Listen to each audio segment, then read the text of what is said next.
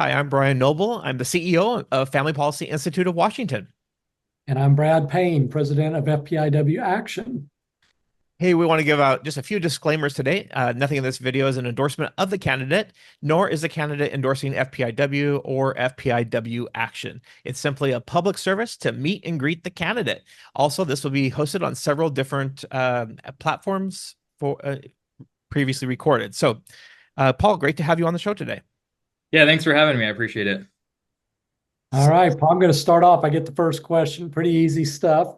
Uh, just you can announce your name for everybody and what position you're running for. And then if you give us a little bit of background on yourself and then maybe talk just a little bit about your family.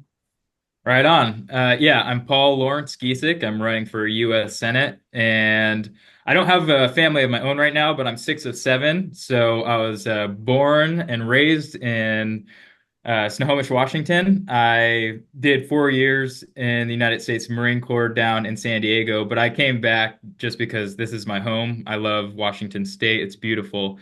And I'm really passionate about public policy. So I'm super stoked to have this opportunity, even just to run for U.S. Senate. Excellent. And what is motivating you to run for office?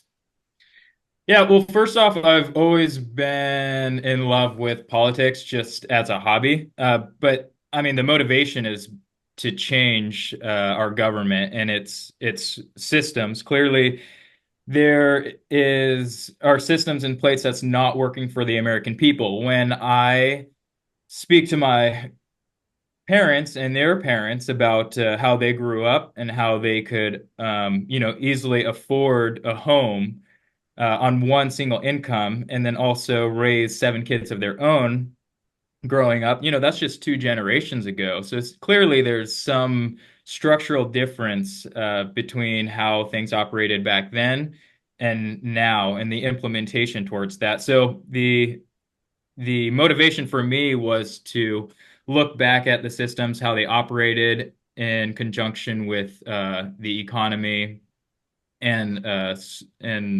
society, how it was back then, and then see what changed, and then try to get back to those fundamental principles that actually worked for the American people. Right. All right, next couple questions. One would be one or two top issues, I guess, that you would be concerned about. And then what do you hope to accomplish if you are elected in office?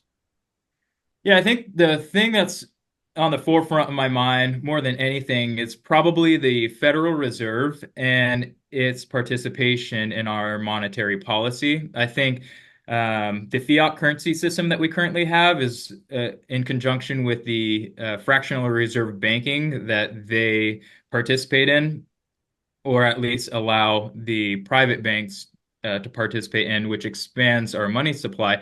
I think is the biggest thing that actually suppresses everyone's economic liberty. It doesn't matter what your income range is or what social class that you come in.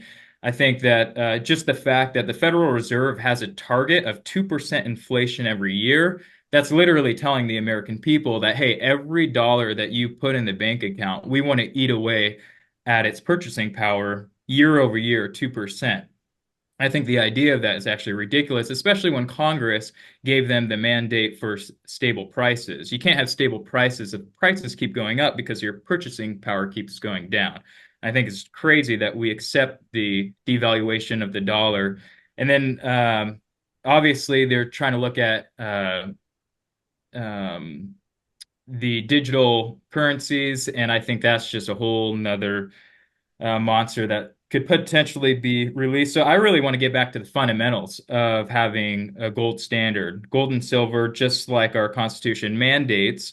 And it's really up to Congress to take back that power. I'm not even sure why they relinquished it and why they started the Federal Reserve, especially when just a couple decades after that we had the Great Depression, which is a head scratcher there. And then, the expansion of the monetary system got so bad that other nations started redeeming their physical gold for U.S. dollars. That got so bad, Nixon actually had to cut off ties between the dollar and its gold backing. So The decoupling was a big warning sign. Ron Paul talked about this from the beginning. Father Coughlin talked about this in the 40s and 50s when he was on the radio. And so I think that's the exact same reason why we don't have young men and women coming out of high school and college getting just regular blue collar jobs, starting a family early and having a lot of kids because they have the economic and financial stressors of this generational inflation. Okay. Our fourth and final question is FPIW action and FPIW work on multiple policies or issues ranging from individual freedom, public safety, environmental stewardship, property rights, quality education, parental rights, and the list goes on. Okay. Any of those that you'd like to comment on or discuss? Yeah, I think for the federal government, its best application of governance is to stick to what's delegated to it through its authority from the Constitution. I think states are extremely more better equipped to facilitate whatever their state's needs are at the state level. So if the federal government would back off, kind of let states be empowered to take on the funding that would otherwise have been consumed by the federal government or delegated out after that.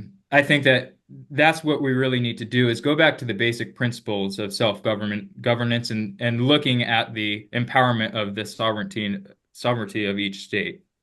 Excellent. Very good. Well, Paul, that's kind of the time we have today. We just thank you so much for taking time out of your schedule to visit with us. We appreciate your thoughtful answers and best of luck in the weeks ahead as you continue to campaign for your position. And again, thank you for joining us. Thanks so much. I appreciate it. Yeah.